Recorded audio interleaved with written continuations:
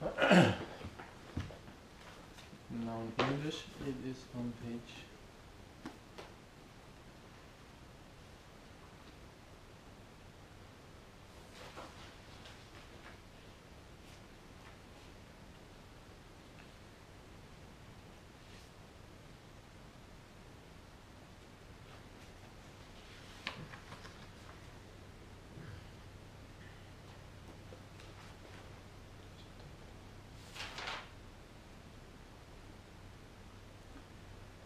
page 43.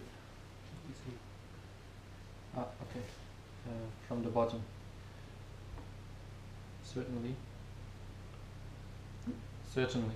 From やだ。後ろ。後ろ。うん。あ、OK。線。後ろから8行目 Certainly. 8だよ。 Yes. Yes. Certainly, there are ancient stories to hear and recent examples to see concerning this job. There are words and phrases and principles to follow. Shouldn't this work be called the true core? Even if you have the honor of being appointed as abbot, you must also have the same mental attitude. The Sennen Shingi says the food cooked for both breakfast and lunch should be refined and abundant. The 4 offerings to monks should have no shortage. The world-honored one, in his compassion, bequeathed 20 years to protect his descendants. The merit and virtue of one beam of light from the white hair on his forehead is received and used without being exhausted. Therefore, just serve the community and do not worry about poverty. If you do not have a limited heart, you will have boundless fortune. Apparently, serving the community like this is the crucial attitude of the abbot. As for the attitude while preparing food, the essential point is deeply to arouse genuine mind and respectful mind, without making judgments about the ingredients' fineness or corroseness. Have you not heard that by offering to Buddha 1 bowl of white water left from rinsing the rice, an old woman attained wondrous merit during her life, and that by presenting half a mango fruit to a temple, King Ashoka could generate his final great act of charity, and thereby receive the prediction of Buddhahood and enjoy the great result. Although they created relationship to Buddha, donations that are abundant but lacking in heart are not as good as those that are small but sincere. This is the practice of a true person. Cooking so-called rich, creamy food is not necessarily superior. Cooking plain vegetable soup is not necessarily inferior. When you are given plain vegetables to prepare, you must treat them the same as rich, creamy food, with straightforward mind, sincere mind, and pure mind. The reason is that when they converge in the pure great ocean assembly of the Buddha Dhamma, you recognize neither rich, creamy tastes nor the taste of plain vegetables, but only the flavor of the one great ocean. Furthermore, in developing the buds of the way and nurturing the warmth of the sages, which rich, green, and simple vegetables are the same, not different. There is an old saying that a monk's mouth is like an oven. We should understand this. Reflect that simple vegetables can nurture the warmth of sages and develop the buds of the way. Do not see them as lowly or worthless.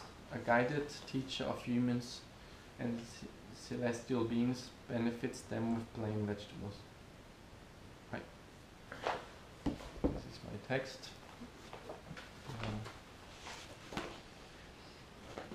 So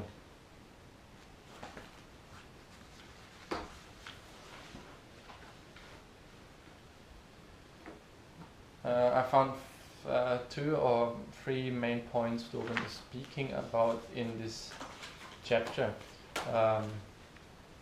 Well, one thing which he repeats again and again is serving wholeheartedly, serving with something he calls doshin many times.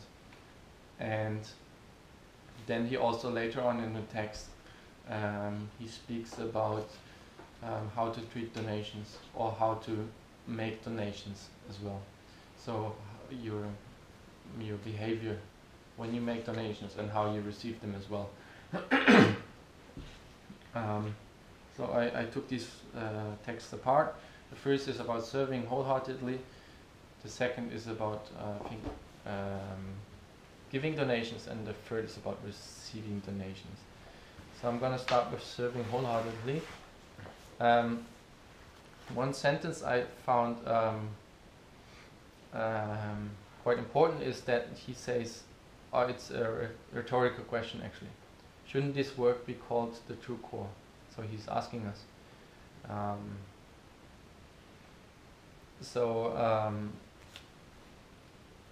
And with that he's also kind of stating, of course. So he's saying, well, this work should be called the true core. And this is something we find in Zen, in the Zen teachings again and again. It's something we heard, for example, in, I can't remember whose Dhamma talk it was, with where the Tenzo comes to the ship on which Dogen has to stay. And then Dogen asks, about the words and phrases. So he asks, you're so old, you should be studying. Shouldn't you be studying rather than doing the Tenzo work? And then the old Tenzo says, no, you have not understood the way correctly yet. And so now Dogen speaks about that in the same way, that the work is actually the essential practice of Zen, so to say. That you do some action, that you not just read scriptures. So, with that we can hear that Zen always puts practice over just thinking, over just using your intellect, your mind.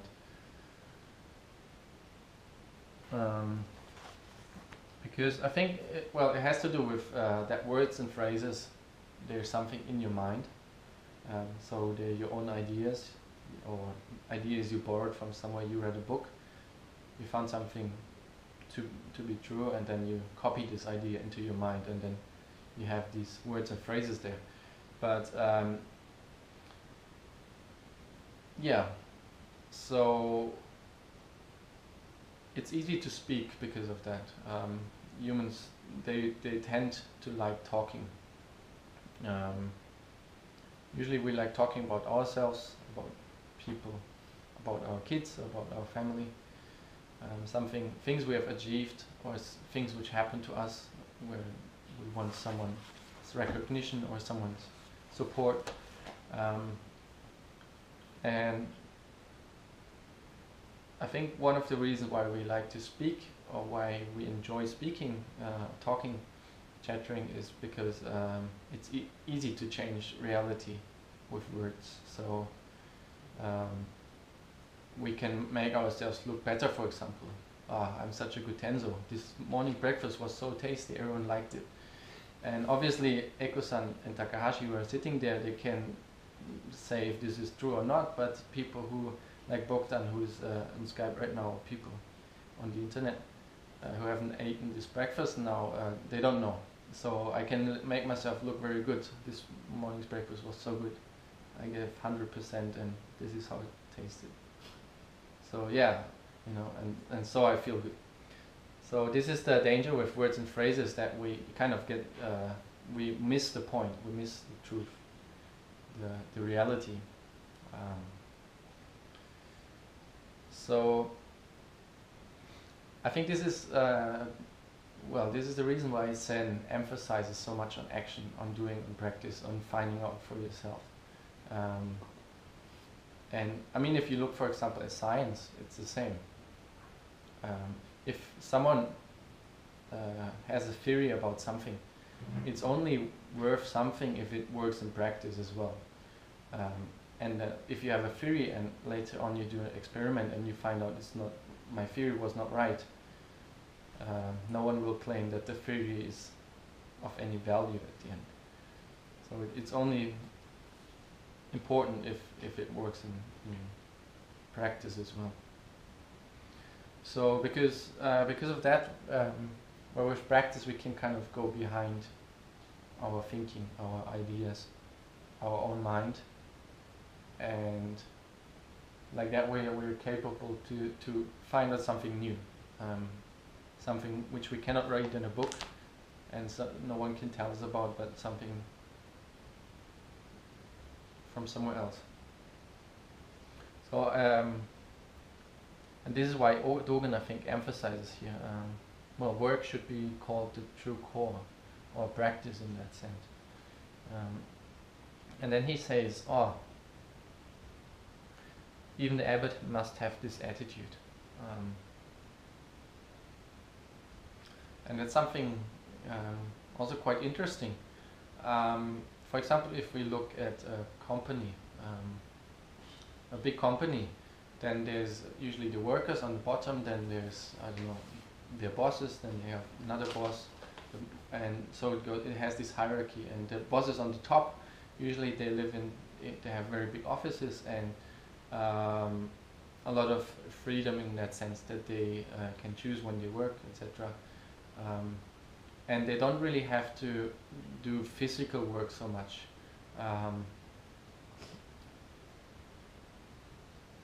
Usually they're more the talker people, right? So if it's a very big company, they would do presentations or give interviews for the public or sign contracts or something like that. So it's all mental, speaking, thinking, rather than doing with your own hands, or moving with your body.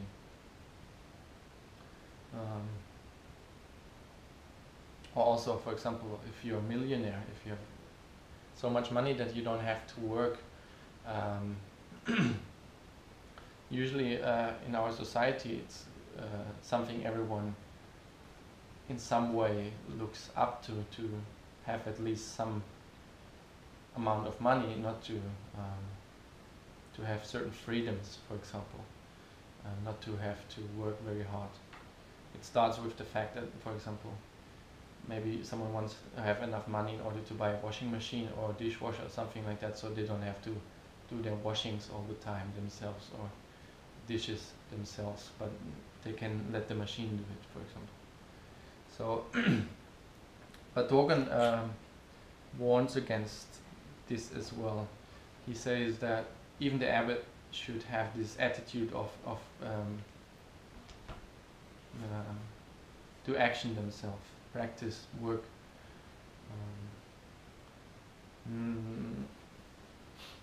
And I also heard about this when I remember one story where Uchiyama told his disciple Shohaku Okamura, the guy who actually translated this Tenzo Kyokun. So after, how was it? I think Uchiyama, he finished his embassy, and he told Okamura to go to the United States and to build some Zen center there or something. And before he left, Uchiyama would say, but you have to stay low, so don't become wealthy. Sometimes in the West we have these Zen teachers which have like many houses, I don't know, and very big watch and lots of cars or something like that. There's this guy we recently spoke about, Osho. Indo. Indo, no, with the grey beard, and he also, I remember, he had a lot of money. Not that he makes it himself, but he has like some very famous, I think it was Hollywood movie stars or something, which would follow him, so they make very big donations, and then he would have this Rolex watch and, I don't know, 20, 30 Rolls Royce cars and a big house, etc. And he would be still a guru. But Dogen, I think Dogen, in a way, he warns us not to, not to start flying above the ground, not to become arrogant and think, I let others do the work because I have achieved so much. So even if you're the abbot, you should be very grounded, be very humble. And one example Dogen gives here is Shakyamuni. He says, even after Shakyamuni died, 20 years, he would protect his descendants, so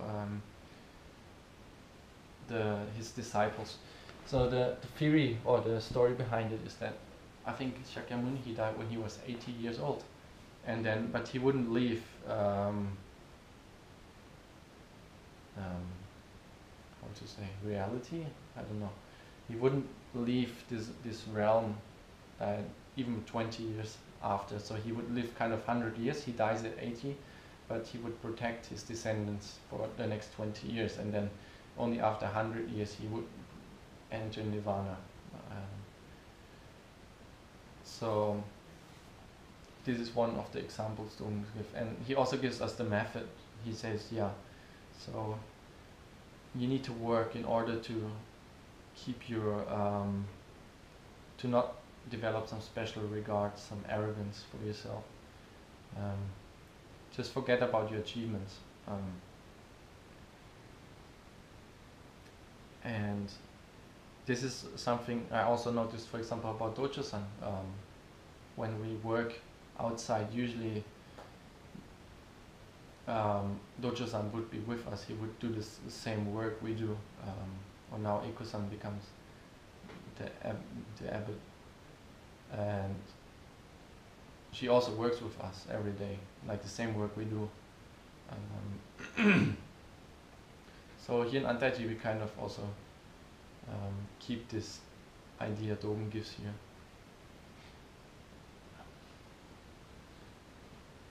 And then the Sen, he also talks about the Senin Shingi here, which interesting part. Serve without worrying about poverty, he says, and then you get boundless fortune. And this goes, I would say, against the general understanding of many people, because usually people worry about poverty. No one wants to be poor. Everyone wants to have enough to live. So people are usually, because they are afraid of poverty, usually they don't give so much. They think, I need this, so I cannot give away. I cannot, I need to, in a way they need to worry in order not to lose. But Dogen says don't worry about poverty, just serve without worrying. In a economical sense, that doesn't make so much sense, because the more you give, the less you have. So, but then on the other hand, for example, Savaki says that there's this one quote where he says something like, losing is enlightenment and gain is delusion, something like this. So then we should ask ourselves, so what is this boundless fortune? If we give all the time, what do we get back? And Dogen says, you receive boundless fortune. But I think it's not something he talks about worldly objects, about money or things like that, but rather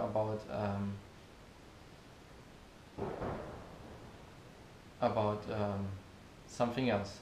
For example, if we look at Buddha, he would give his whole life to other people, he would share his teaching, and then what Dogen said here now, that even for 20 years he would protect his descendants and serve the community, but he would still live a poor life. So I think Dogen, with the boundless fortune, he means something else. I think he speaks about freedom. Freedom of suffering, freedom not to worry, for example. So it's kind of connected. Don't worry about poverty, just serve, and then you get boundless fortune in the form of you don't have to suffer, because you don't have to worry in that sense. Okay, this was the first part about serving wholeheartedly. The second part, as I said before, is about the attitude while giving, while making donations. And here Dogen speaks about two types of mind, a genuine mind and a respectful mind without making judgments. So while preparing food, he says, while preparing the food, the essential point is deeply to arouse genuine mind and respectful mind without making judgments. And we spoke about Doshin again and again during the Tenzo Kyokun, and I think this is another side of Doshin he speaks about here. The genuine mind and the respectful mind. So now we could ask ourselves, so what should we have respect for? Respect is something known by people also who are not practicing Zen, who have never heard about Buddhism. Respect is something you usually have for older people. When you're young, from a young age, you're taught respect for the old people, or naturally we have some respect for people with big achievements. It's people we admire, we look up to, and then we have respect. Could be someone like Dojo-san or Eko-san, because they've been practicing for so long, or someone who's already dead like Dogen or Buddha. Or I don't know, maybe you like basketball a lot, and then you have a lot of respect for this NBA basketball player. So I think people usually they know what a respectful mind is, but how can we have respect when doing the Tenzo? Or what should we have respect for? And so I thought about three things. So people we cook for, we should have respect. The ingredients we use, we should have respect. And now in Anteji we usually rotate, so every 5 days there's a new Tenzo.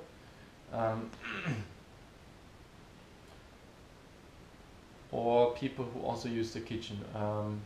So while you do Tenzo, of course you're not there 5 days all by yourself, but people walk through the kitchen, people use the things, etc. So these three things: people we cook for, we should have respect. The ingredients we use, and the Tenzo after myself, and the people also use the kitchen. So the people we cook for, let's speak about them first. So it could either mean that we have respect because the people we cook for, we admire their achievements. So maybe the president comes over for dinner, and so we have a lot of respect for the president, and that's why we have this respectful mind. But I think Dogen means something much more simple here. So the reason why we should have respect for mind, or also genuine mind, is because people we cook for, they give us the opportunity to arise Doshin, the mind of the way. So for example, I remember when my grandma and my grandpa, they lived together for many years, and a few years back my grandfather, he died, and then my grandmother, who would be cooking every day for both of them, she would suddenly stop cooking, and she wouldn't eat so much anymore, etc., because she would be all by herself. And so she would be saying, well, she doesn't feel motivated anymore to cook just for herself, and so she would also eat less, etc. So because my granddad died, she lost this motivation. So, and it's a bit the same with Zazen. For example, if we try to do Zazen every day on our own, without a Sangha, without someone we practice with, it's much more difficult to keep this same discipline. To sit every morning 2 hours is very difficult, but if right now we're only 3 people, but even if it's just 2 people, even if it's just one person who's doing the same with you, it's much more easy. So it gives you motivation and discipline. And it's the same with cooking. If you have someone you cook for, it's much more easy to focus, to have discipline, to give your best. Um, so, and I think this is why we should have respect for genuine and respect for mind when we cook for other people, because they give us the opportunity to realize this doshin, to arouse this doshin mind, this way-seeking mind.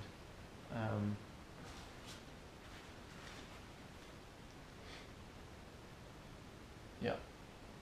So, and then we should also have respect for the ingredients, I think. I remember this quote I read on the internet, and it's also connected with my last Dhamma talk, where I spoke about engi, or interdependent origination. So I'm gonna read the quote. As we eat and chew a piece of toast, we connect with the grain, the green shoots, the earth, the sun, the rain, and appreciate the efforts of all people who made that piece of toast possible. So again, it talks about this connection. So for example, here in Antaiji we eat rice every day, and then say we take a spoon of rice, we think, or we kind of connect with the people who planted the rice, the sun, who give energy to the rice plant to grow, and the water and the rain, and all these effort which was put into the rice plant in order to produce rice at the end. And I think this is the reason why we should have respect for the ingredients, or a genuine mind for the ingredients, because there is so much work which has been put in even a single grain of rice. So it should come very naturally if you think about this. So much work has been put into this. I should give my best. I should have respect for it. I should work seriously with these ingredients, not waste them in any way. And something I found also very interesting is that people who come here to Antaiji, sometimes for the retreat, sometimes new people, many people say, this way we live here, this self-sustainable life, it's very interesting, and they admire this lifestyle we have here in Antaiji. And they often say, it's so nice that you just go to the hatake, the vegetable field, and you pick whatever you need for cooking, and then you bring it to the kitchen, and then you can use it straight away. Or then, I don't know, we go outside and we do fertilizing, or we seed something new, etc., and then you see how it grows, and then later on you can harvest it. So here in Antaiji it becomes much more obvious, this interdependent origination, this engi. It's much more easy to see with your own eyes. Okay, so I plant it now, it grows, and now I eat it. And I think it could be that the reason why people feel this respect, or they admire this lifestyle so much, is because they actually see the Buddha Dharma working. So they see this interdependent origination, this engi is actually working, because they see it right in front of their eyes, and so they kind of feel connected to the Buddha Dharma, to the teaching of the Buddha, and so they have this this clearer understanding of their own about reality. And then the third part I spoke about, so we should also have respect or genuine mind about the Tenzo after ourselves. So the Tenzo is not only about cooking, but also about cleaning, certainly. If you just cook, you only can use the kitchen once or twice, and then everything is dirty, and then the cooking is over. So we also need to think about cleaning, keeping things in good shape, etc. So it's not only respect for the kitchen, but also for people who use it. For example, I can talk about myself, how much when I came first to Antaiji, how much I hated cleaning. So I really didn't like it, and usually I would, especially at the end of your Tenzo turn, at the end of your Tenzo day, you're usually tired because you worked the whole day, and then you try to finish cleaning as quickly as possible. So you're not you don't give your best. You leave some spots, even though you see they're dirty. You just want to go to bed or to sit down, and so you kind of skip things. But I think this also goes against Doshin, about the mind of the way.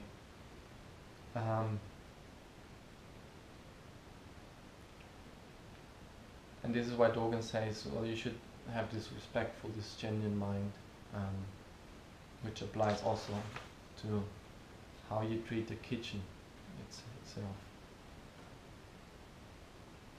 And then later on in this chapter, he gives a clear example of how to give, how to make donations, how to make offerings. When he says, although too great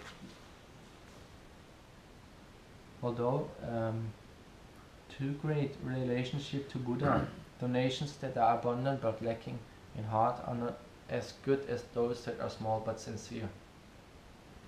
So he says, so a lot of donations, but they're lacking in heart, are not as good as the small ones, but with a sincere mind.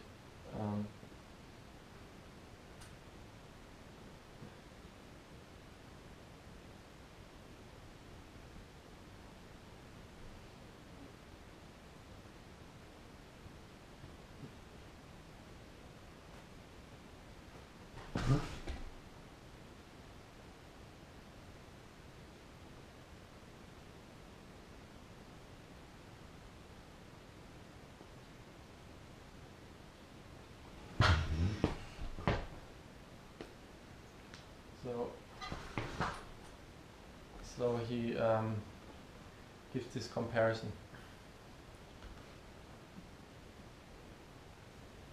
And so he says that the attitude while giving is the most important part. It's not so much about what you give, but more what makes you give, why you give. And this is something spoken about a lot in all over Buddhism. For example, I remember in Thailand Buddhism, in Theravada Buddhism in Thailand, usually the monks, they get so much donation every day when they go for their morning begging. Usually it's way too much for them to eat. And the Thai people themselves, they're very giving to the monks. And I think part of a big reason for that is that the way I experienced is that they usually give because they expect some good afterlife. So in Theravada they often speak about your next life or your lives to follow. And so the Thai people who believe in Buddhism, they hear about this, okay, I have a next life, I have an afterlife, so how can I make it better? And then Buddhism also teaches you about giving. So the giving is one of the paramis, one of the, I think merits, you call it in English, is dana, giving. And so the more you give, or if you give, you're going to have a better afterlife. You have good karma in the future. So that, I think that's one of the reasons why the Thai people, they give so much to monks. But, and this is the point which Dogen speaks about here as well, if you have an empty heart, it doesn't matter how much you give, even if you give away everything. If it's just because you have this idea, I want some good karma in the future. It doesn't work like that.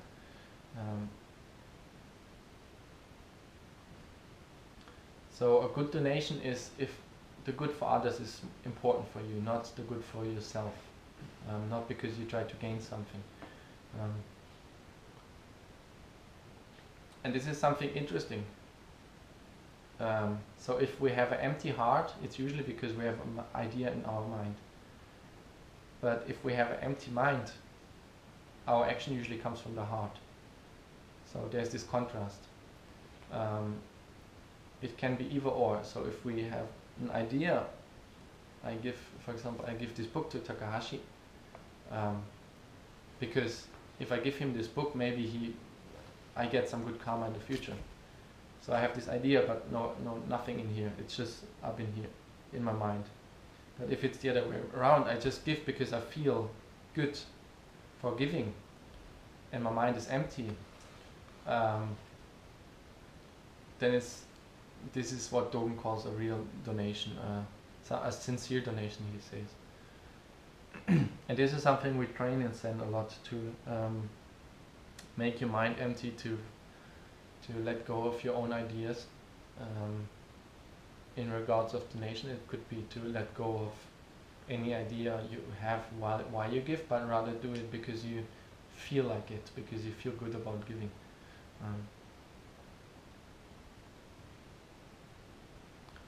And he says, well, the value of the object is not important. It doesn't matter if it's small.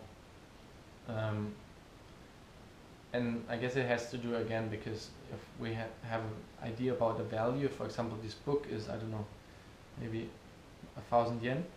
If we have some idea about value, how much this is worth, it's again an idea of our own mind.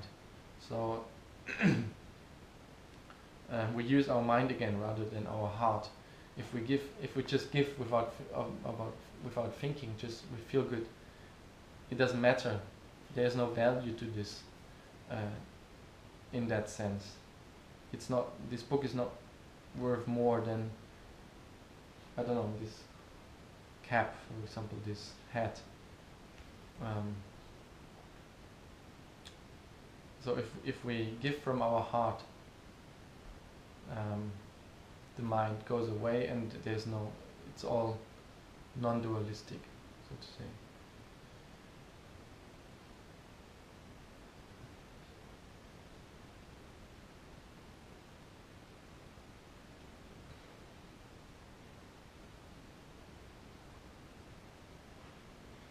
Okay, and then the last part, where he speaks about receiving, or how you should act towards donations when you get to donations. So he says, when you're given plain vegetables to prepare, you must treat them the same as rich and creamy food. And here he speaks about a straightforward mind, a sincere mind, and a pure mind. But what I actually want to speak about here is the thing where he says, the reason is that when they converge in the pure great ocean assembly of the Buddha Dharma, you recognize neither rich, creamy taste nor the taste of plain vegetables, but only the flavor of the one great ocean.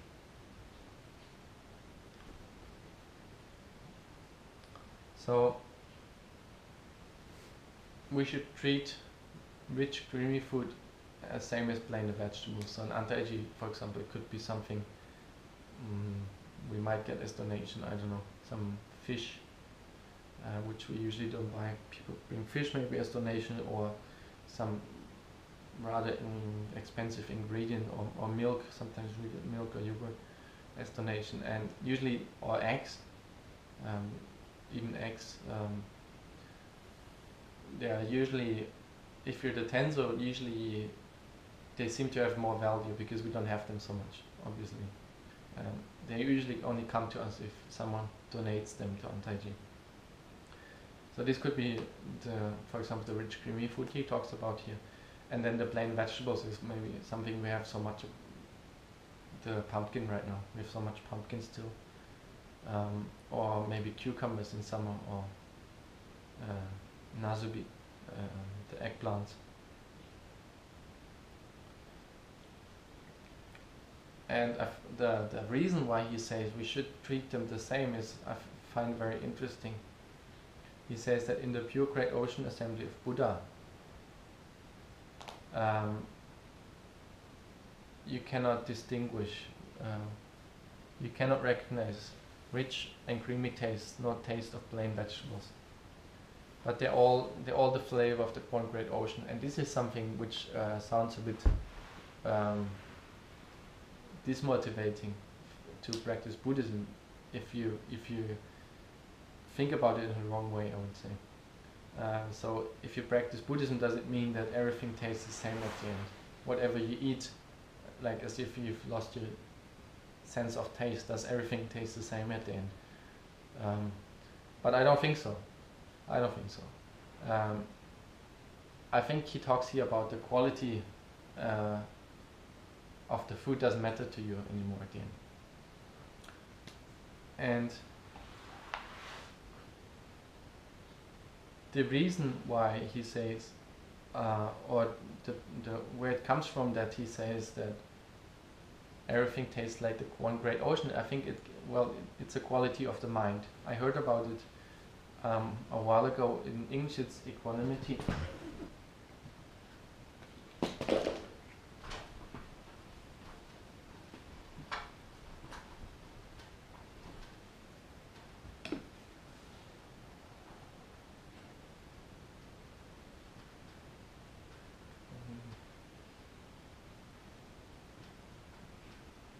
And in Japanese, well, there's actually two terms. There's a Buddhist term, and there's a term when you translate with a dictionary. One is the non-Buddhist term is anno, anon.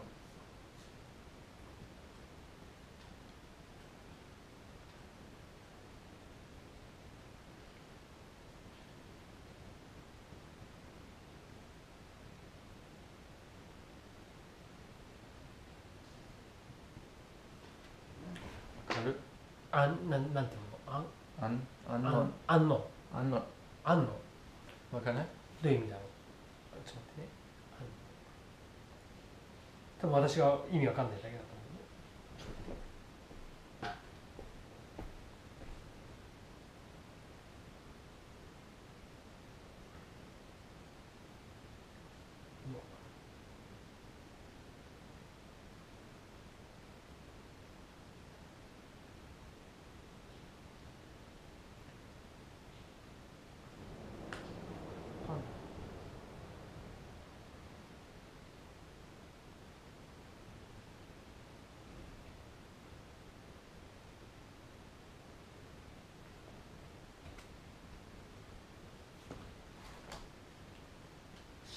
捨てる Sha. シャ Sha. 捨てる So, well, this is what the internet told me.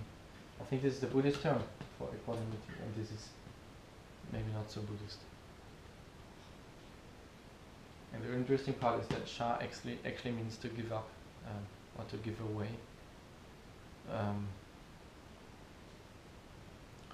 And I think this is あ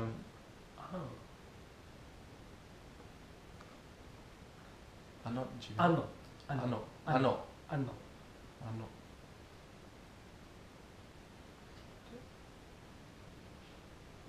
あ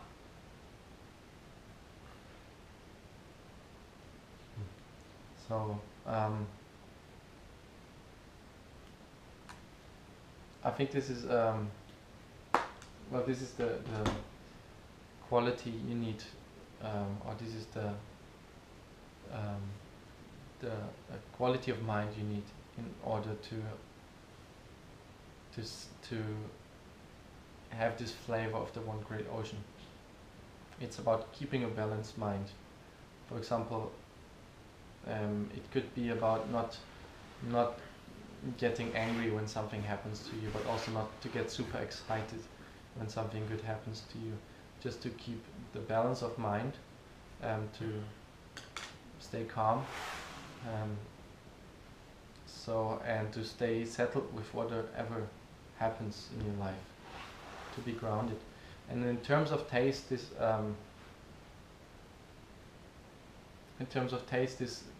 could be have to do with the one great ocean he talks about here. It doesn't mean that you lose your sense of taste, but rather that the taste, the things you eat, they don't have you don't have a preference anymore about what you want to eat.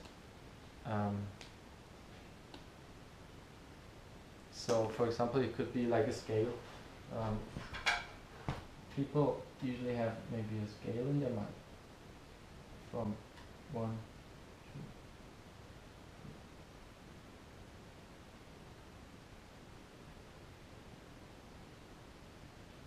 2. So, for example, things you like a lot. I don't know, pizza, for example.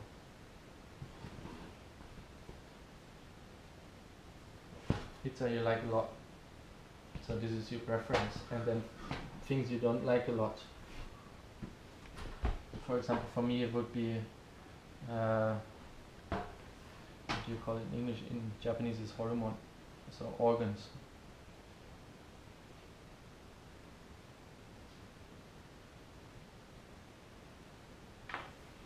So organs. So you have this preference of things you like a lot and things you don't like a lot. But then if you converge in the one great ocean, this scale is not like this anymore, but rather like this. And the pizza is on the same level as something you don't like. That's how I imagine it.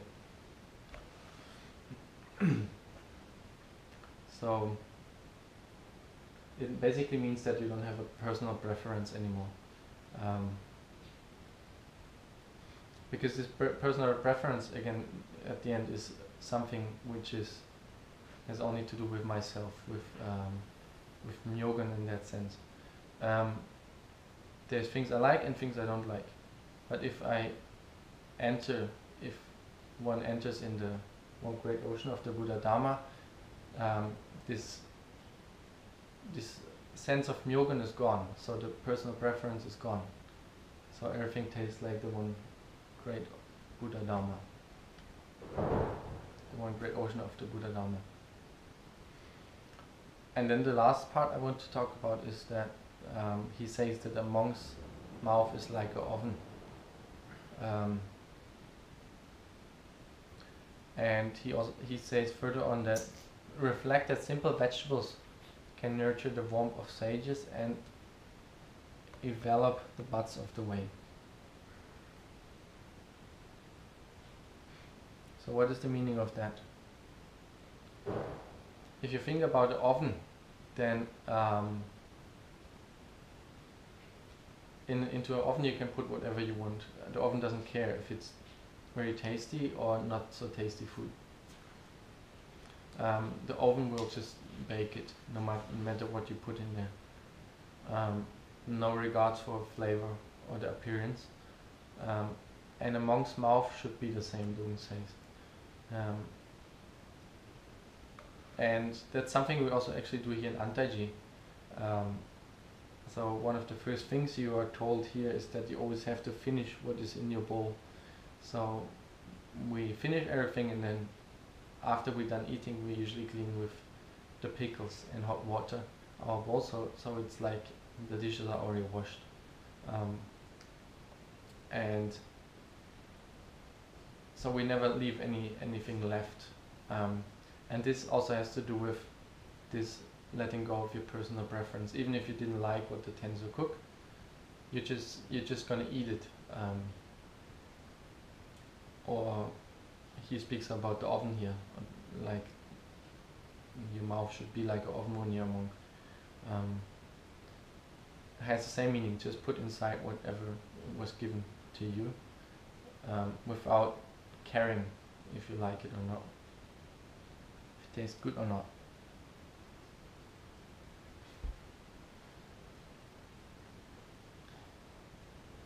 And he says that the reason for that is that it doesn't matter for if you practice the Buddha Dharma, then it doesn't matter if you eat tasty food or not so tasty food. I mean, for people on the outside, maybe it's important that sometimes they go out for eating to a restaurant, for example. Maybe at the end of the week, after a working week, you go to a restaurant you like a lot, and it gives you this kind of reward that you've been working the whole week, and now you go to this restaurant and you eat tasty food, and so you feel more motivated again for the next week to work, etc. But Dong says this is not important for monks. For the practice, what we do here, it's only important that you eat, not what you eat. Whether it's plain vegetables or rich and creamy food.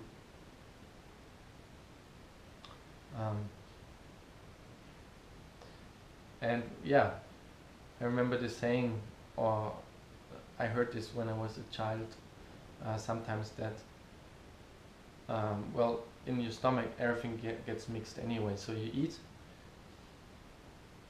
and people sometimes they mix their food, etc., or they don't like something, but as soon as it's in the stomach you don't taste it anymore anyway.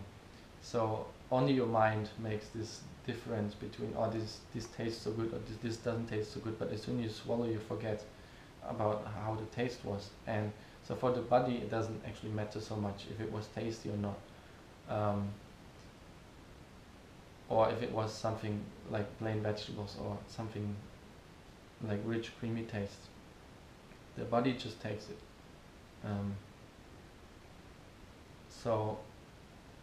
But because here in Zen we practice to let go of our own mind, of our own preference, that's why it's not important to distinguish between plain vegetables and rich and creamy food. And so Dogen says that even simple things are good enough to practice. Okay, so much for today.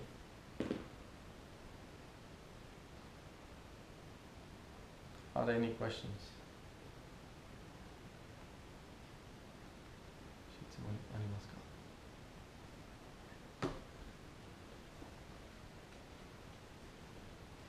Could you tell me again about, you told about word and phrases. What's the point, your idea? About the words and phrases? You talked about it. To talk about the word and phrases. why I talked about it? And for the point of this meaning of the word and phrases, and you are talking in your talking. What's the point with this? I was in the beginning, right?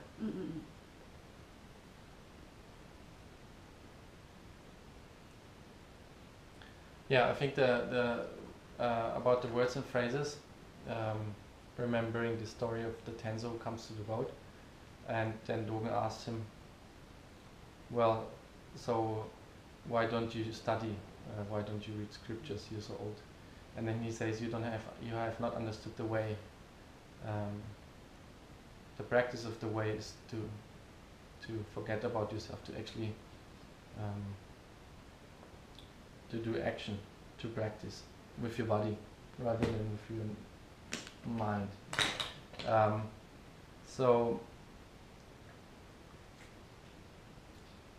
And this is something we find in Zen again and again. So words and phrases, they're usually only in here, only ideas, thoughts,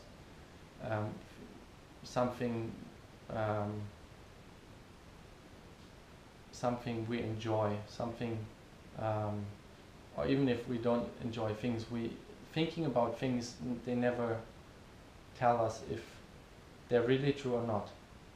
So words and phrases, they're only good, but if they don't work in reality, if like the practice doesn't, for example, I give this explanation with science. So if scientist has some idea, some theory, and then he makes an experiment, and then he sees, oh, it's not right, then this theory is not doesn't make sense. And so it's the same with practice. The reason why words and phrases are not as important as action or practice is because we cannot know if they're true or not.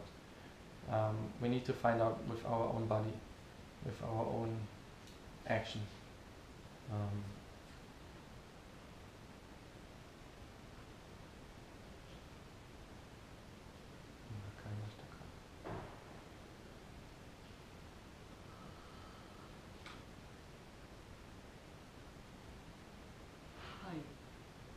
And then our daily life, we use words and phrases, and then something probably you said to make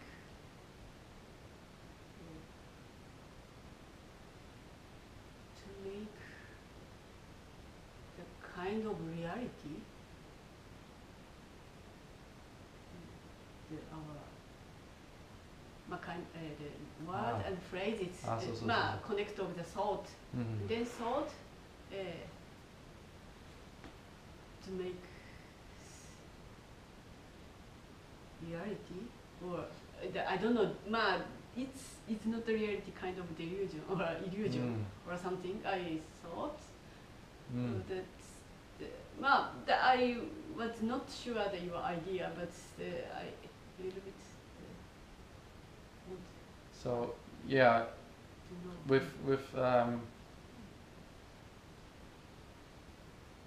With words and phrases, or like, as I said, they're only up in here. They're only our ideas, our reality. But whatever happens up in here, we also can change things. So, for example, I gave this example with breakfast. So I can say, oh, breakfast was very tasty this morning. And if I really believe it, it doesn't matter if it's true or not. I can be very proud. I'm such a good Tenzo. But it doesn't mean that it's true. It doesn't mean that you say the same. Oh, the breakfast was so good this morning. So it's, for me, with words and phrases, it's possible to make myself feel good.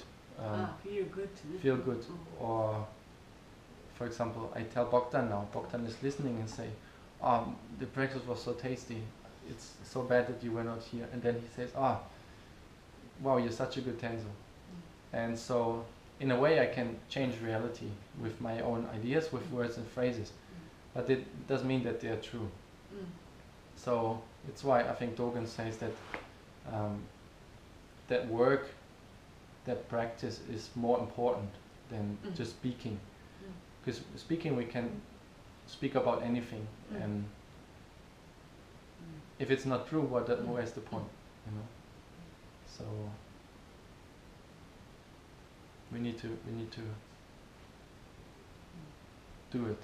You know?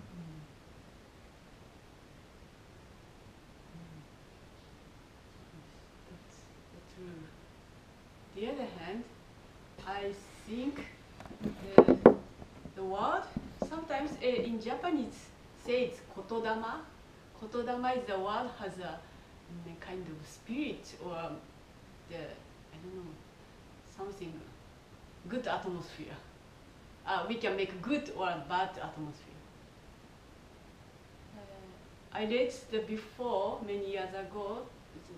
The one of the book says, when you taking care for the flower, when you watering for the flower, if you say, "Wow, hello,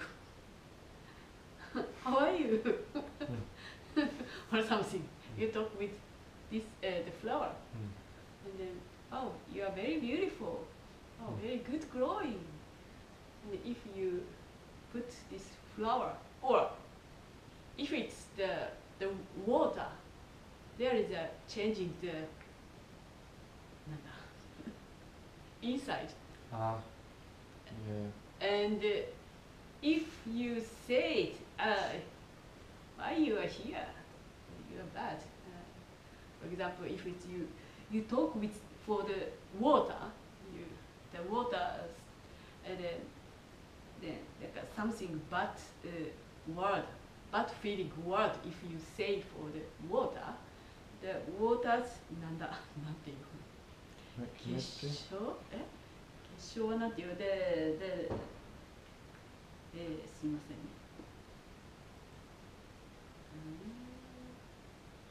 クリステクリス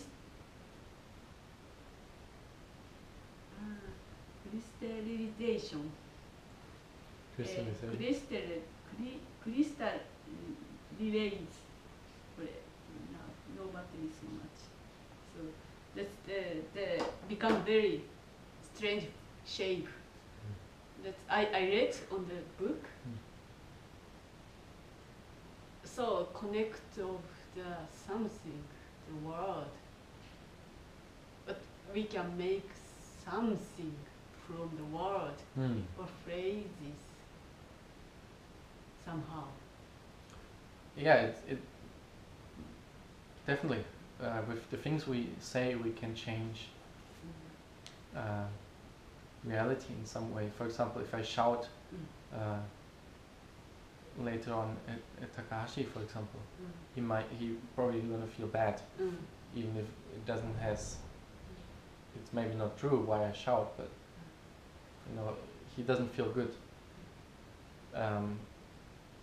But for our own understanding, in that sense, I think he's talking more about our understanding about reality, not how we can influence reality with speaking, but rather how we understand it. So we cannot read in a book to understand reality. I think we need to experience it. That's why, for example, I think we do so much zazen, because we rather than doing a lot of Dhamma talks all the time during the whole year, the most time we spend is zazen of anything, because we need to see for ourselves without words and phrases, without reading, without listening to something, but only to see. And he says here, this word should be called the true core, so the essential part, the most important part. Because we need to see for ourselves.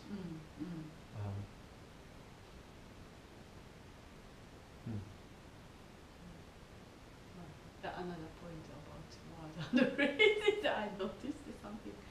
Thank you. Okay, any questions?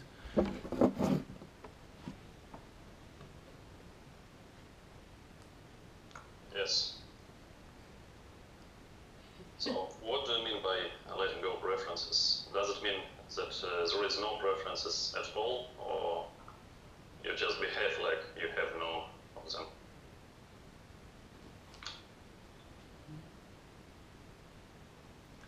I think